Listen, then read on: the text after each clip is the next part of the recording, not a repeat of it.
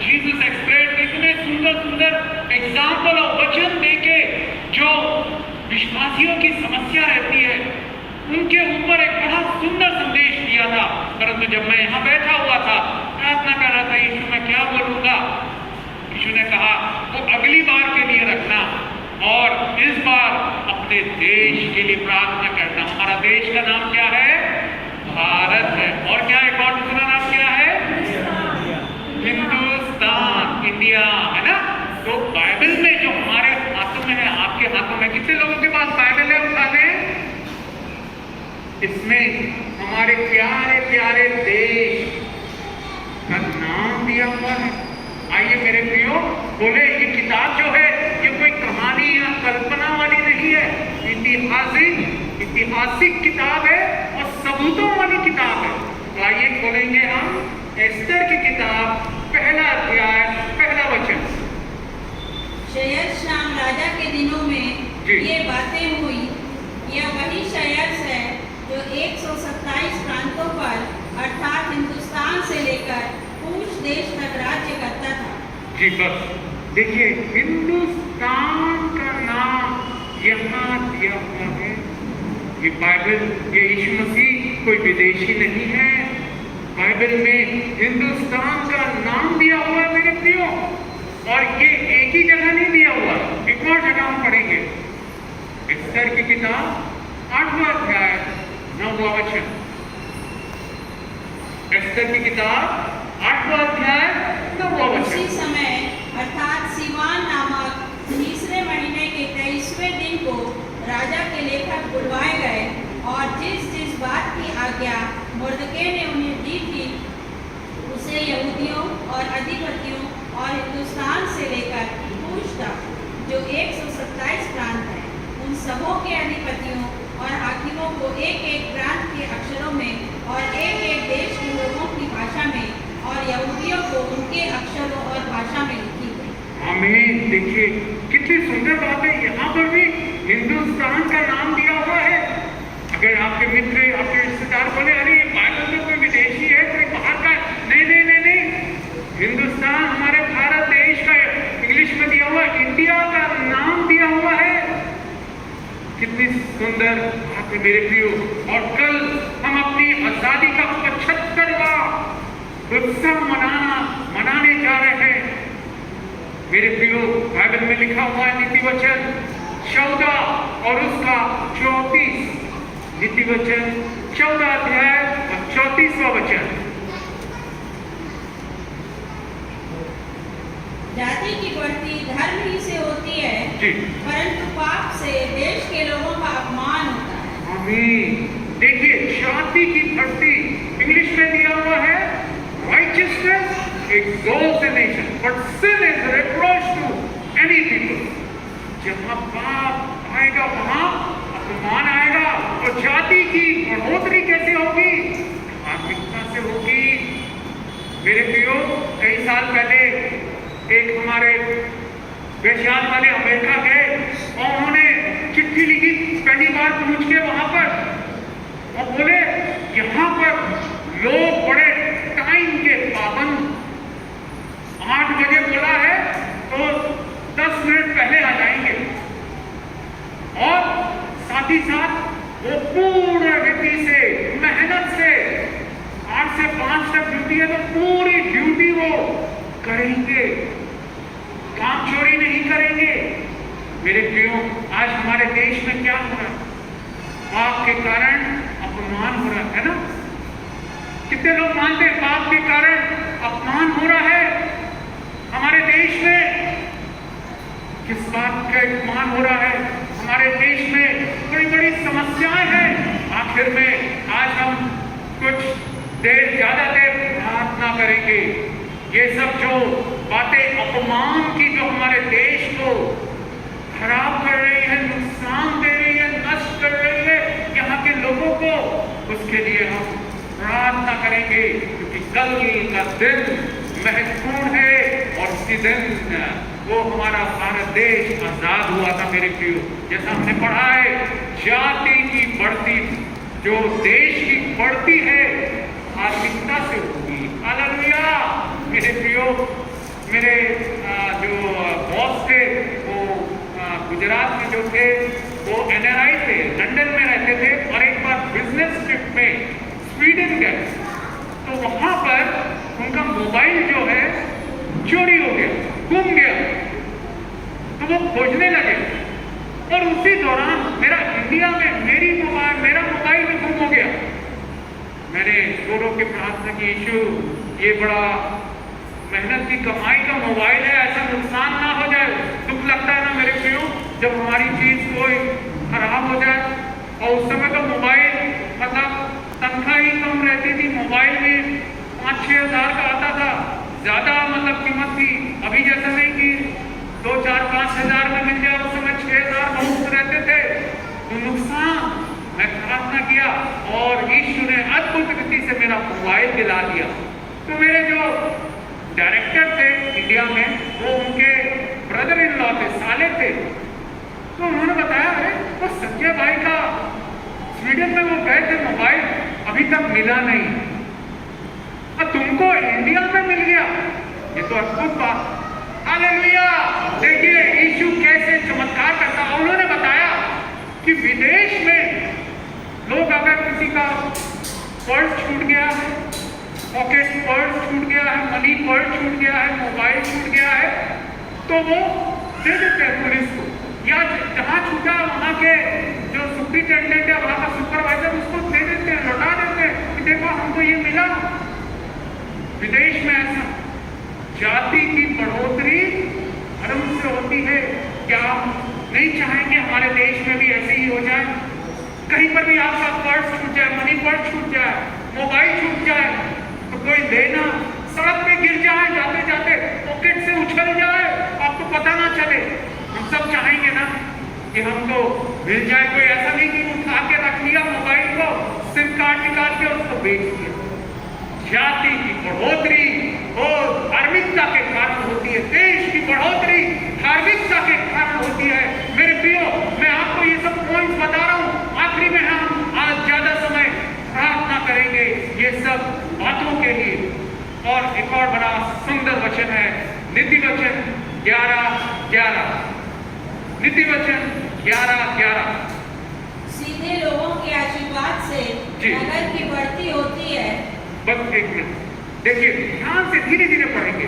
क्या लिखा हुआ? सीधे लोगों के आशीर्वाद से नगर की बढ़ती। कितने लोग चाहते हैं हमारे जिस नगर में रह रहे हैं, भिलाई दुर्ग, बढ़ोतरी हो? आप इतना आए, सब चाहते हैं ना बढ़ोतरी होगी। तो क्या होगा? अच्छी अच्छी रोड हो जाएगी।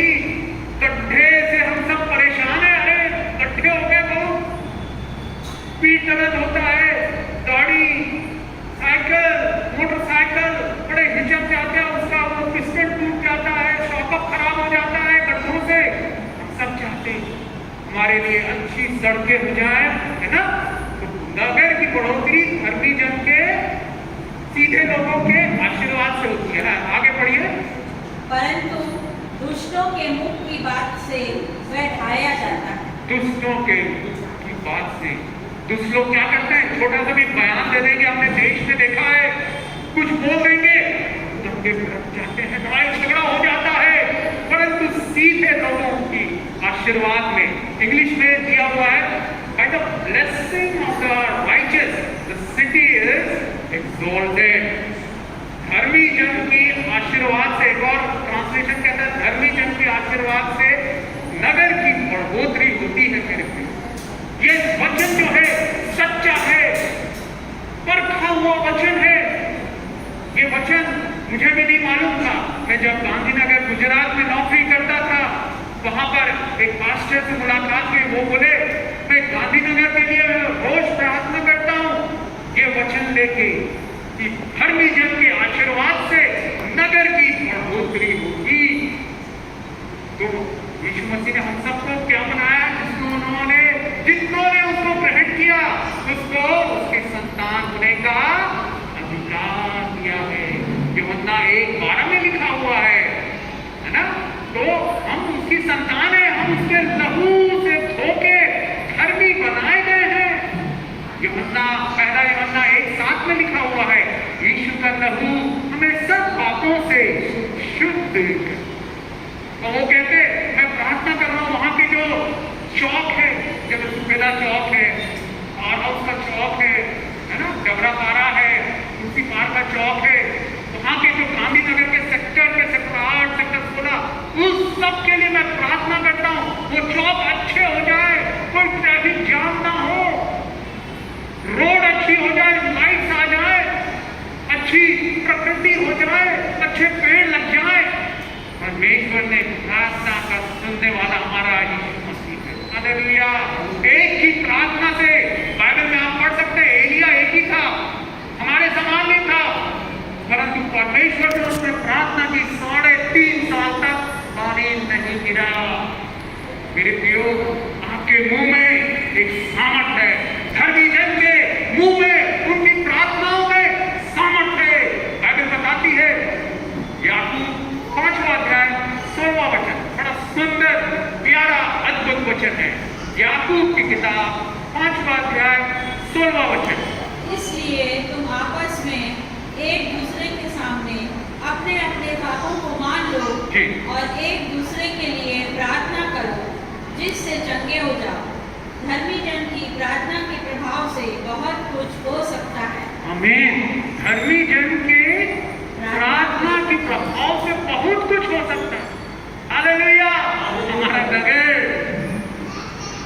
बेहतर हो सकता है, सुंदर हो सकता है, क्योंकि बाइबल बताती है धर्मी जन की प्रार्थना के प्रभाव से बहुत कुछ, बहुत सामर्थ्यशाली है उसकी प्रार्थना मेरे प्रियो। और साथ ही साथ गलतियों को, लिखा हुआ पहला भाग क्या था सिस्टर, कि एक दूसरे के सामने अपने अपराधों को मान लो। मेरे प्रियो, जो हमारे अपराध हैं, यदि हम एक दूसरे के सामने मान लें, ये मेरे से गलती हो गई, मुझे नहीं करना था, परमेश्वर विश्व का। मैं आपको बताना चाहता हूँ, एक अन्य जाति व्यापारी मुझे मिले, बोले, एक और व्यापारी ने बताया ये पास्टर भी है, पास्टर भी है ये। बोला अरे चर्च, हाँ वहाँ पर, अच्छा। बोला मैं एक बार चर्च गया था और वहाँ पर मैंने कॉन्फेशन किया, अंगीकार किया। कई चर्च में ऐसा रहता है, वो छोटे से कमरे रहते हैं, वहाँ जाके आप अपने गलतियों को, पापों को मान ले, अपराधों को मान ले। उन्होंने किया, उन्होंने कि मेरा हृदय इतना हल्का हो गया, मैं बिल्कुल शांति महसूस करने लगा। अन्य जाति व्यापारी कह रहा है कि मैं जब अपने अपराधों को चर्च में जाके मैंने माना, वहाँ प्रीस्ट के सामने, वहाँ पादरी मास्टर के सामने, मेरा मन हल्का हो गया, मेरा बोझ उतर गया। मेरे प्रियो, यदि आज आप ऐसे बोझ से परेशान हो सकता है, पुरानी आपने कुछ पाप अपराध किए हो, दिल में आज भी उस बात का दर्द है, भाव है, पीड़ा होती है, आए मैंने ये गलती की है, मान दे, दूसरों के कदमों के सामने स्वीकार करने, परमेश्वर की शांति आपके दिलों में भर जाएगी। मेरे प्रियो, गांधीनगर का मैं बता रहा था, वो पास्टर प्रार्थना करने लगे हमारे गांधीनगर की शहर की, और रोकनी हो, मैं आशीष देता। कुछ साल बीत गए, वो प्रार्थना करते रहे, दिख नहीं रहा था ऐसा कुछ होगा, परंतु 2 साल पहले, 2-2.5 साल पहले मुझे यीशु ने गांधीनगर में, जहां मैं था वहां कलीसिया जाता था, वो बड़ी कलीसिया हो गई, 10 लोग थे जब मैं था, अभी करीब 300 लोग आते हैं वहां पर। और वहां प्रचार के लिए मुझे बुलाया गया, और जब मैं जा रहा था वहां की सड़कों से, ऐसा लग रहा था जैसे मक्खन मलाई की सड़कें। और सुबह के समय में वॉक के लिए भी जाता था। अरे मैं जहाँ रहता था वो किराए का कमरा, कहाँ वो सेक्टर था, वो वहाँ पर देखने गया मैं, पैदल चलते हुए वॉकिंग में मैंने देखा मक्खन मलाई जैसे सड़कें। और वहाँ के एक एल्डर भाई से मैंने पूछा चर्च के, ब्रदर ये तो बहुत ही सुंदर यहाँ की सड़कें हो गई, एक भी गड्ढा नहीं है, ऐसा लगता है कोई विदेश में आ गए। वो बोले हाँ, यहाँ के गुजरात के मुख्यमंत्री मोदी जी थे, अभी प्रधानमंत्री बन गए, तो वो जो भी देशों में जाते हैं, सिंगापुर में, अमेरिका में, यूएई में, चाइना में, अच्छी अच्छी चीजें, जो वहाँ की अच्छी अच्छी टेक्नोलॉजी है, वो ले आते हैं और यहाँ लोगों को बोलते हैं, अधिकारियों को बोलते हैं कि उसको इस्तेमाल करो, उसको इम्प्लीमेंट करो। उसके कारण बहुत ही सुंदर सड़कें हो गई। मक्खन मलाई एक कट्ठा आपको नहीं मिले। भारत देश की बात बता रहा हूं मेरे प्रियो। आप सोच सकते हैं भ्रष्टाचार है, कभी ऐसा हो ही नहीं सकता। नहीं, आप जाके देख लीजिएगा। और साथ ही साथ नगर की बढ़ोतरी हुई। आज वो मास्टर बता रहे थे हेयर कटिंग के लिए कितना लगता है मालूम है? यहाँ पर कितना लगता है? 100 रुपए लगता है हेयर कटिंग। नाई की दुकान में जाते हैं ना आप लोग, कितना लगता है? 100 रुपए लगेगा, 200 रुपए, हाँ 40 रुपीज भी लगता है। बड़ी दुकान में जाएंगे तो 100, 200, 300 ज्यादा। वहां बताए 700 रुपए लगता है, क्योंकि उन्नति हो गई। IIT खुल गई, इंस्टीट्यूट खुल गया, फैशन टेक्नोलॉजी का इंस्टीट्यूट खुल गया, कॉलेज खुल गया, नेशनल इंस्टीट्यूट ऑफ डिजाइन खुल गया, Dhirubhai Ambani institute of engineering Ambani का कॉलेज खुल गया।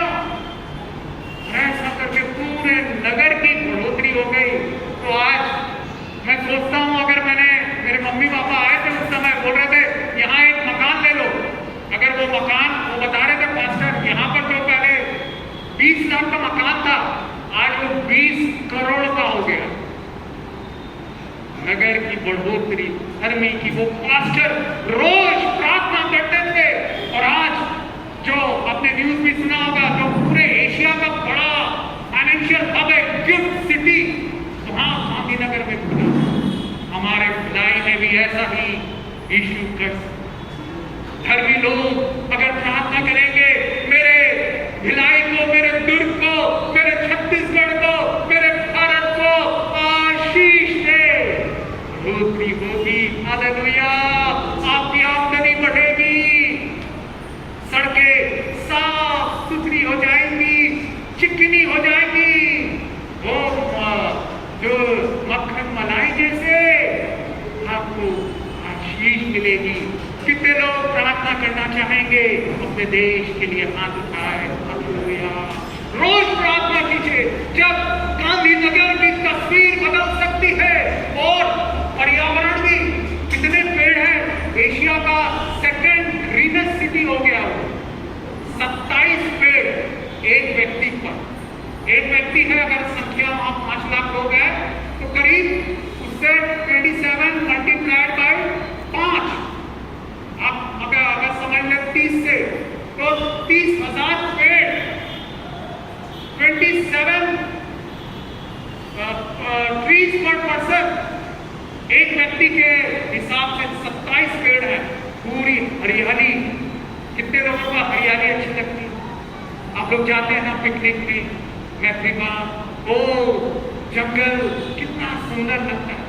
हमारा भिलाई शहर भी ऐसा ही हो सकता है, हमारा प्रदेश छत्तीसगढ़ भी हो सकता है, हमारा देश, भारत देश यीशु जो उसको प्यार करता है, पसंद करता है। मैं अभी कुछ दिनों पहले सिंगापुर गया था, वहां जाके मेरी आंखें अट गई। इतना सुंदर, वहां की सड़कें और वहां की जो लोग हैं, एकदम साफ सुथरा। क्यों? पेड़ का भी ऐसा लगता है, अरे हमसे पेड़ है, इसमें कोई भी पत्ता, सूखा पत्ता गिरता नहीं है। पता चला वो लैंडस्केपिंग का सरकार देती है। इतनी सुंदर, आपको एक पत्ता भी गिरे हुए नहीं मिलेगा।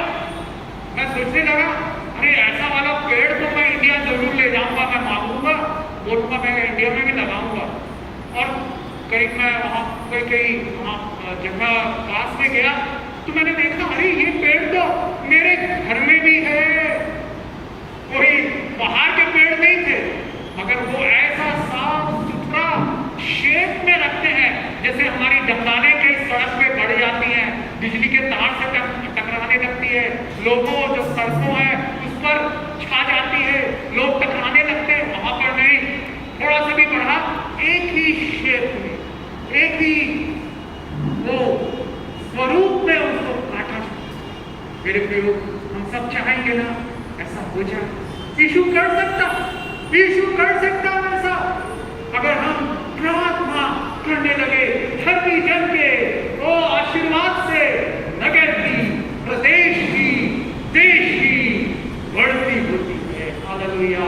आपकी बढ़ती होगी, आपकी बढ़ोतरी होगी, आपके बच्चों को नई नई अच्छी नौकरियां मिलेंगी, उद्योग मिलेंगे, नए बिजनेस व्यापार आएंगे। हालेलुया। और एक और वचन कहता है भजन संहिता 33वां अध्याय और उसका 12वां वचन। भजन संहिता 33वां अध्याय उसका 12वां वचन। क्या ही धन्य है वह जाति जिसका परमेश्वर यहोवा है, और वह समाज जिसे उसने अपना निज भाग होने के लिए चुन लिया हो। हालेलुया। क्या ही धन्य है वह जाति जिसका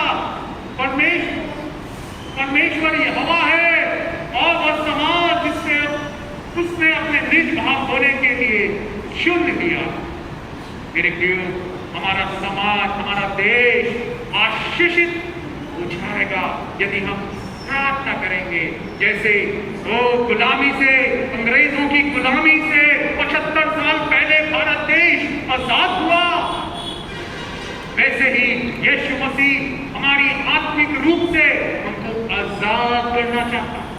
लोग, हमारे देशवासी, हमारे प्रदेशवासी, हमारे नगरवासी, रोज आप समाचार में पढ़ लीजिए, बंधनों से बंधे हुए हैं, चेन से बंधे हुए हैं, जंजीरों से बंधे हुए हैं। क्या क्या जंजीरें हैं? पाप की जंजीरें, नशे की जंजीरें, लड़ाई झगड़ा, नफरत की, हिंसा की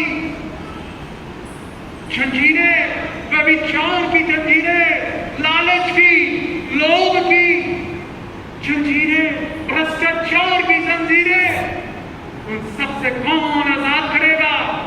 एक है जो देश को हमारे बदल सकता है, प्रदेश को बदल सकता है, नगर को बदल सकता है। ये इंपॉर्टेंट, बहुत ही महत्वपूर्ण वचन, नीति वचन 11 याद रखिएगा जिंदगी में।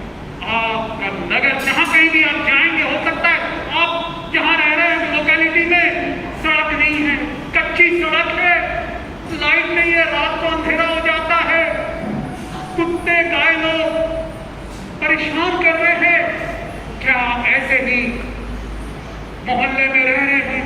अगर प्रार्थना शुरू कर दें, प्रभु मेरे यीशु मेरे मोहल्ले को आशीष दे, लाइट आ जाए, स्ट्रीट लाइट, सड़कें बन जाए, जानवर यहां से दूर हो जाए, कुत्ते और गाय, सांप, वो सब गायब हो जाए।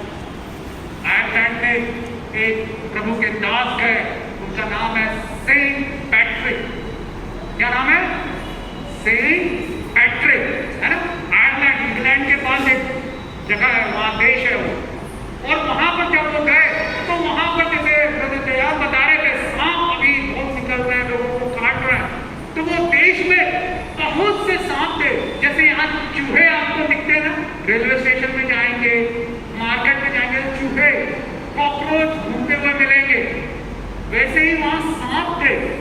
तो उन्होंने 40 दिन का उपवास रखा और प्रार्थना करने लगे। यीशु ने कहा, तुम सारे जगत में जाके सारी जातियों को चेला बनाओ, वहां सुसमाचार प्रचार करो। तो वो कहने लगे कि इंग्लिश में लिखा हुआ ऑल क्रिएचर्स, सारी सृष्टि को, उसमें जानवर भी है, तो मैं प्रार्थना करता यीशु के नाम से, ये सांप जो है दुश्मन है, शत्रु है, जो लोगों को काटता है, उनको मृत्यु की वादी में धकेल देता है, मैं प्रार्थना करता यीशु के नाम से भागो। यीशु मसीह ने क्या कहा है? मरकुस 16:17 में, जो मुझ पर विश्वास करता है, देखिए पढ़िए, मरकुस 16:17।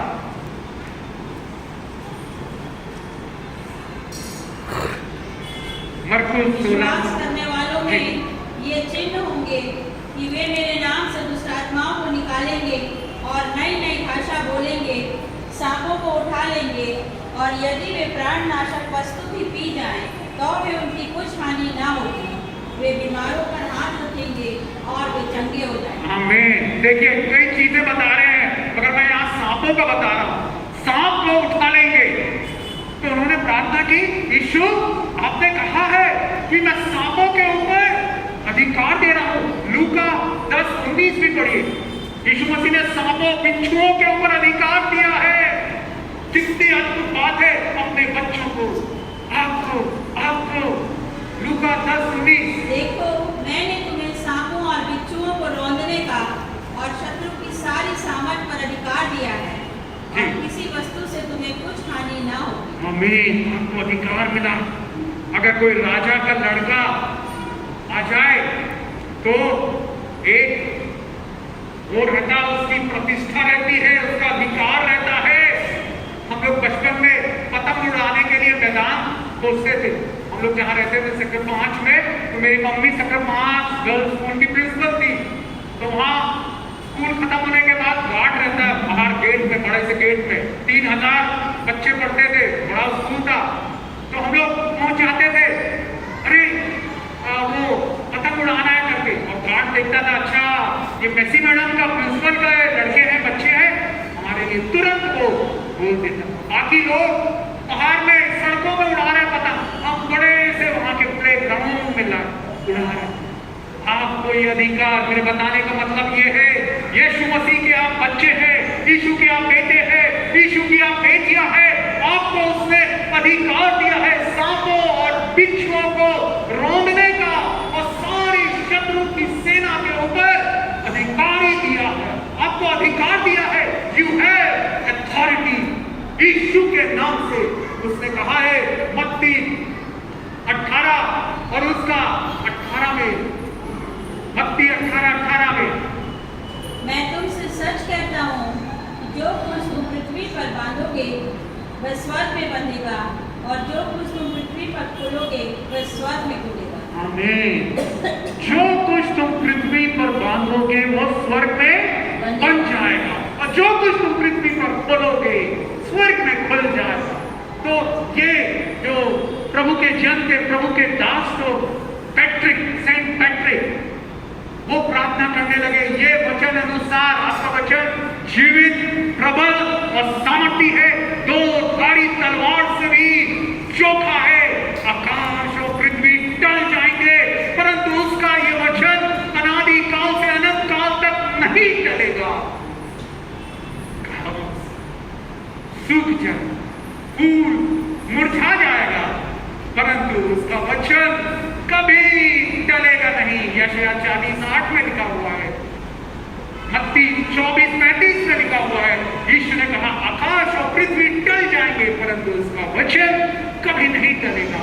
उन्होंने प्रार्थना की, मैं यीशु के नाम से जो आपने मुझे अधिकार दिया, यीशु में प्रार्थना करता, ये लोगों के जो परेशान उनको मार रहा है, कई लोग मर जा रहे हैं सांप के काटने से। उस समय ज्यादा इलाज भी नहीं था, 100-150 साल पहले की बात है आयरलैंड में। तो मैं प्रार्थना करता, ये आयरलैंड समुद्र से घिरा हुआ है, मैं एक एक को तो मार नहीं सकता, एक एक को सांप को कुचल नहीं सकता, उसको पकड़ नहीं सकता। मैं यीशु के नाम से ये सब सांपों को बांधता हूं, आज्ञा देता हूं, आयरलैंड देश से चले जाओ। ऐसा करके उन्होंने प्रार्थना की और कुछ ही दिनों में समुद्र के किनारे जब वो प्रार्थना करने जाकर देखते, अरे सांप यहां चले आ रहे हैं समुद्र में और समुद्र में डूब के मर जा रहे हैं। आज बोलते हैं आयरलैंड में सांप नहीं मिलते। मैं ये जो बात बता रहा हूं सेंट पैट्रिक, इंटरनेट में आप गूगल में सर्च करके देखिएगा, ये कोई कहानी नहीं बता रहा हूं, सच्ची घटना बता रहा हूं, रियल इंसिडेंट। चेक भी कर सकते हैं, साइंटिस्ट लोग भी चकित है। एक प्रभु का दास सेंट पैट्रिक, उससे प्रार्थना की, वो धर्मी जन की प्रार्थना के प्रभाव से बहुत कुछ हो सकता है। सांप चले गए, उस देश में हजारों सांप थे, चले गए, समुद्र में डूब गए। आपके पास अधिकार, क्या आज आपको कोई शत्रु परेशान कर रहा है? यीशु मसीह ने अधिकार दिया है, आप उसके राजा के बेटे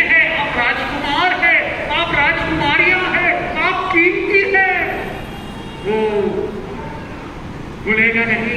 उसके वचन को याद दिला के आप इस्तेमाल करें। भजन संहिता 103:20 पढ़िएगा कि जब हम ये वचनों को बोलते हैं क्या होता है। भजन संहिता 103:20, भजन संहिता 103 उसका 20वां वचन। हे यहोवा के दूतों, तुम जो बड़े वीर हो और उसके वचन के मानने से उसको पूरा करते हो, उसको धन्य कहो। अभी जब हम ये वचन याद दिलाते हैं, यीशु आपने कहा जो कुछ तुम पृथ्वी पर बांधोगे वो स्वर्ग में बन जाएगा। मैं बांध देता हूँ, मैं बांध देती हूँ। तो स्वर्गदूत ये सुन के वचन को, यीशु के वचनों को क्या करते हैं? पूरा। हालेलुया। एक और वचन पढ़ेंगे, पहला तिमोथी 2 अध्याय और उसका पहला और दूसरा वचन। पहला तिमोथी 2 अध्याय पहला और दूसरा वचन पढ़ लें। अब मैं सबसे पहले ये आग्रह करता हूँ कि विनती और प्रार्थना और निवेदन और धन्यवाद सब मनुष्यों के लिए किए जाएं, राजाओं और सब ऊंचे पद वालों के निमित्त, इसलिए कि हम विश्राम और चैन के साथ सारी भक्ति और गंभीरता से जीवन बिताएं। यह हमारे उद्धारकर्ता परमेश्वर को अच्छा लगता और भाता भी है। हमें क्या क्या करना है? देखिए, विनती करना है, प्रार्थना करना है, निवेदन करना है और धन्यवाद करना है। 4 चीजें करनी है। पहली बोलिए विनती, सब बोले। दूसरा प्रार्थना, तीसरा निवेदन और चौथा जो है धन्यवाद। सब मनुष्यों के लिए किए जाए। और दूसरा पद कहता है राजाओं और सब ऊंचे पद वालों के निमित्त, इसलिए कि हम विश्राम और चैन के साथ सारी भक्ति और गंभीरता से जीवन बिताएं। आगे लिखा हुआ, यह हमारे उद्धारकर्ता परमेश्वर को अच्छा लगता है और भाता भी है, जो चाहता है कि सब मनुष्यों का उद्धार हो, वे सत्य को भली भांति पहचाने जाए। मेरे प्रियो, अगर हम ऐसा करेंगे, राजाओं और उच्च पद वालों के निमित्त विश्राम और चैन के साथ सारी भक्ति और गंभीरता से जीवन हम बिताने परमेश्वर चाहता है। मेरे प्रियो, कि हम प्रार्थना, विनती, निवेदन, धन्यवाद राजाओं के लिए, हमारे ऊंचे अधिकारी को, ऊंचे पद वालों के लिए करें, जिससे कि हम विश्राम और चैन के साथ अपना जीवन बिताने पाए। मेरे प्रियो, एक और मैं सच्ची घटना बताना चाहूंगा। आप सोच सकते हैं आज हमारे देश की स्थिति बहुत खराब है, भ्रष्टाचार हो रहा है, चोरियां हो रही है, हत्याएं हो रही है। क्या बदल सकता है? लोग यीशु को नहीं जानते, क्या ऐसा बदल सकता है? जी हाँ, बिल्कुल बदल सकता है। AD 312 में यूरोप में एक राजा बना, उसका नाम कॉन्स्टेंटाइन। और जब वो राजा बना, सारे देश वहां लड़ाई झगड़ा, आसपास के लड़ाई झगड़ा हो रहे, वहां युद्ध हो रहे। और उसके ऊपर जैसे ही वो राजा बना, आक्रमण हो गया। 10 लोगों की शक्तिशाली सेना आक्रमण कर दी। वो डर गया, कुछ समझ में नहीं आया क्या करे। और एक दिन जब वो व्याकुल होके, दुखी होके घूम रहा था अपने महल के छत पे, तो उसे क्रूज दिखाई दिया और नीचे लिखा हुआ था, बाय दिस काउंटर, इससे तू जीत जाए।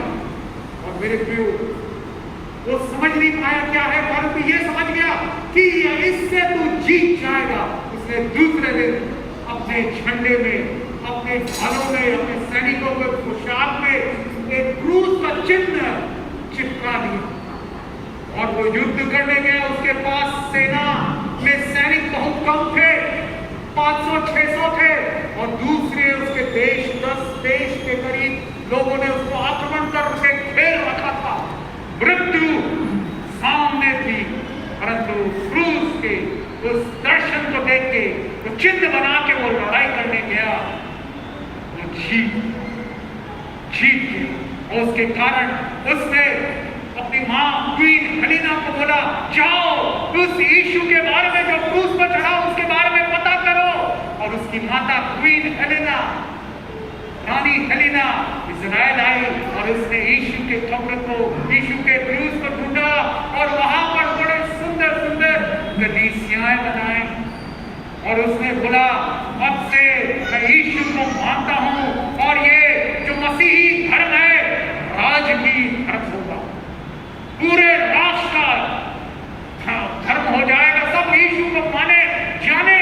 उसने पूर्ण रीति से आजादी दे दी। इससे पहले कॉन्स्टेंटाइन राजा से पहले लोगों को जलाया जाता था, मसीह लोगों को वो छुप कर गुफाओं में आराधना करते थे, स्टेडियम में छोड़ दिया जाता था भूखे शेरों के सामने, परंतु एक दर्शन क्रूस का दर्शन बदल। विश्वासी लोग प्रार्थना करें, आपकी प्रार्थनाएं प्रभावशाली है, शक्तिशाली है मेरे प्रियो। आइए हम सब खड़े हो जाएं, आंखें बंद करेंगे, प्रार्थना करेंगे अपने देश के लिए। मैं चाहूंगा हर एक शामिल हो, क्योंकि आपकी आशीष आज जो आप निवेदन, विनती, प्रार्थना, निवेदन, धन्यवाद कर रहे थे, आपकी आशीष आपको मिलेगी। वो आंखें बंद कर ले, प्यारे यीशु आंखें बंद कर ले। ओ हालेलुया, प्यारे यीशु मैं प्रार्थना करता हमारे भारत देश के लिए पिता, भ्रष्टाचार की आत्मा यीशु के नाम से दूर। आमीन बोलिए, सब बोलेंगे आमीन। आमीन मतलब ऐसा होता है, ऐसा ही हो। सब लोग मेरे साथ शामिल होकर जो मैं पॉइंट देता हूं उस पे आमीन बोलिए जोर से। भ्रष्टाचार की आत्मा दूर हो, हत्या की आत्मा दूर हो, लालच की आत्मा दूर हो, व्यभिचार की आत्मा दूर हो, नशे की आत्मा दूर हो, ड्रग्स और अनैतिक संबंध परिवार में फूट, लड़ाई झगड़ा, तलाक यीशु के नाम से दूर हो, गरीबी दूर हो। हालेलुया। आप प्रार्थना करेंगे कि समृद्धि आए, नई नौकरियां मिले, नए उद्योग, नई इंडस्ट्रीज, नए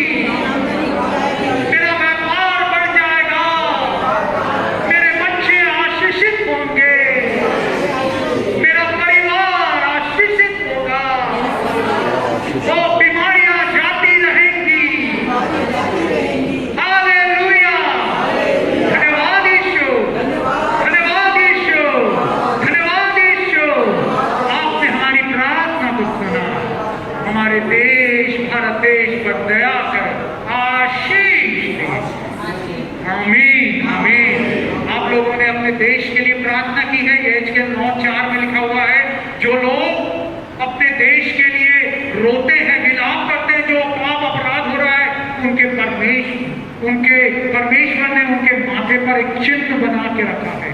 आपके ऊपर चिन्ह बना के रखा हो। You are a mark, special लोग हैं, विशेष लोग हैं, क्योंकि आज आपने प्रार्थना की है अपने देश के लिए, अपने नगर के लिए, और परमेश्वर आशीष देगा, बढ़ाएगा, आप भी बढ़ेंगे। आमीन। आइए अंतिम आशीष ग्रहण करें। धन्यवाद और हालेलुया, तू तैयार है सुनने को, और कोई से ज्यादा करता। आमीन आमीन ऐसा हो। परमेश्वर तुम्हें आशीष दे और तुम्हारी रक्षा करे। यहोवा तुम पर अपने मुंह का प्रकाश चमकाए और तुम पर अनुग्रह करे। यहोवा अपना मुंह तुम्हारी ओर करे और तुम्हें शांति दे।